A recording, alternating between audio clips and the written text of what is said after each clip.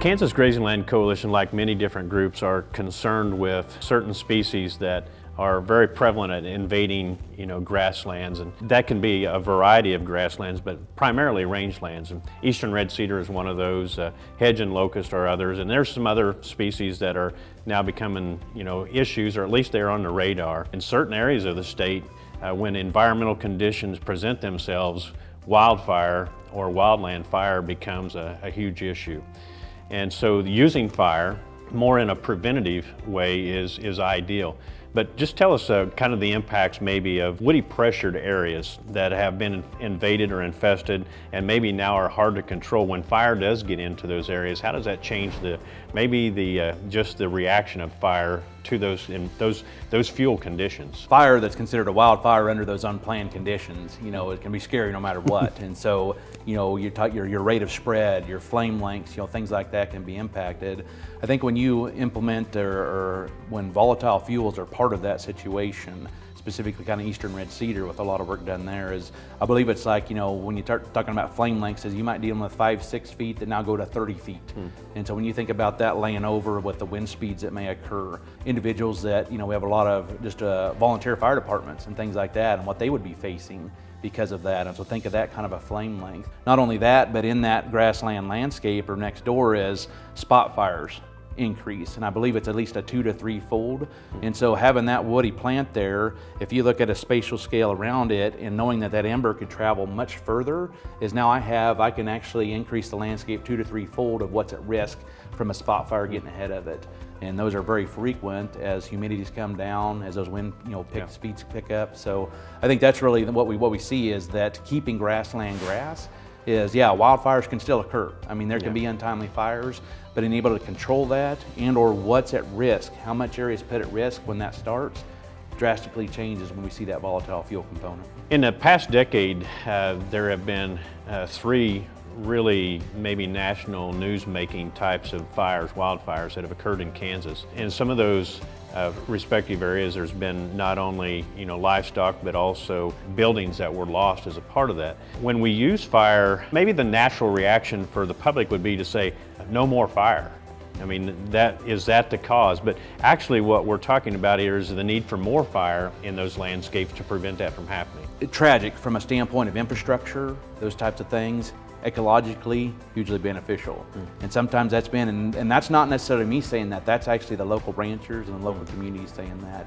What they saw was an opportunity. They saw how fire acted when it got into some of those cedar areas and those types of things to realize, like, I don't know that I want that again. How do we actually then prevent? And so we see rancher groups stepping up saying, how do we prevent this? We don't want to see that type of volatility in a fire again if it does occur. And so how do we actually capitalize? And so those few remaining cedars that are on the landscape, taking those down, that takes off seed pressure that then might try to keep fueling that volatile increase in the landscape. Ecologically and for grasslands, I think they saw that benefit, and I think they saw that as at the grassland. Fire's not new to grasslands. Right. Some of those conditions might be new to us, but grasslands, they've had that driver for a long time. And so I think it's just recognizing how important it is in the grassland landscape. One of the concerns that may be raised by the public or people that have an interest in wildlife, and how does wildlife and fire coexist with one another? So those species that have been, prairie obligate or grassland obligate kind of, they've got ways to either escape, hide. Could there be some mortality? Yes, there sure could be. But at the same time there can also be loss of that, we worry about the loss of life because of the fire. The loss of their habitat has probably been much greater than what a single burn or even a few burns across the landscape have been. And so when we think about that, let's think about big picture, and they need those large grassland areas to have the habitat so their population can maintain. But at the greater landscape level it's actually increasing, or the potential to increase population. Yeah.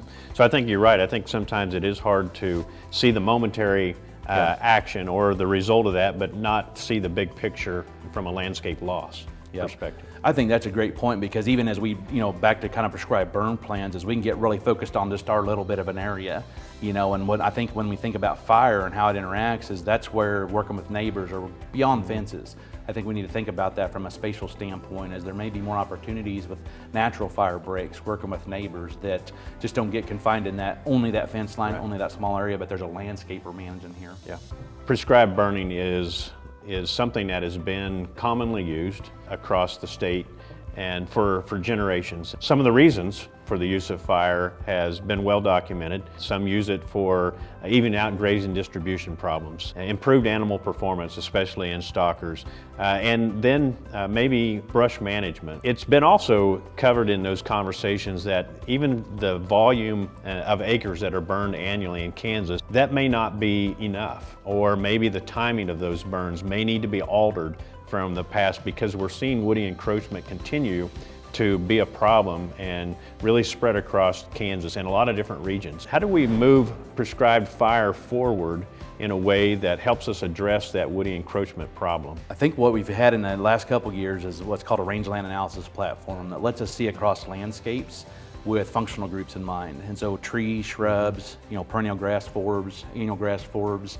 and we've had satellite imagery since the late 80s, but being able to interpret and see that. And that's one of the things in this just last few years that now we can see. So we can see the spatial significance of where things are. At the same time, we've been tracking fire because of smoke concerns, things like that. And what's interesting is when you put over where vegetation and those changes are occurring, where fires are occurring, is frequent fire prevents woody encroachment from taking over landscapes. And so it just shows how critical that is in that landscape in higher frequencies. And so we think of historical fire frequencies being a certain amount, but understanding spatial pressure of woody encroachment, we realize that that interval actually has to go up. We have to do it more frequently to prevent the loss of some of those grasslands because of that woody encroachment next door. And so I think that's really just keeps on shining from that standpoint. When I think of prescribed fire and the use of it, there's kind of two major buckets. One, I think, is just we're trying to manipulate vegetation somehow. Sometimes that's preventing something we don't want in there. Sometimes it's actually modifying, like you mentioned. I'm trying to get a little bit better quality forage. It might be something where I'm trying to manipulate forage for pollinators, bloom periods, things like that. On the other side, where woody encroachment kind of goes across both of them, is this idea of risk. Is we have enough moisture that we can grow tremendous fuel loads, herbaceous fuel loads. When you add the woody component on top of that, is our fire intensity drastically goes up. And so if that fire occurs untimely, that risk is much more significant with a volatile type fuel in it. And so I think that's where fire playing into the woody encroachment is, not only we're trying to keep a certain plant community there, but it matters to neighbors and others, and just that risk, if fire occurs at the wrong time. Right.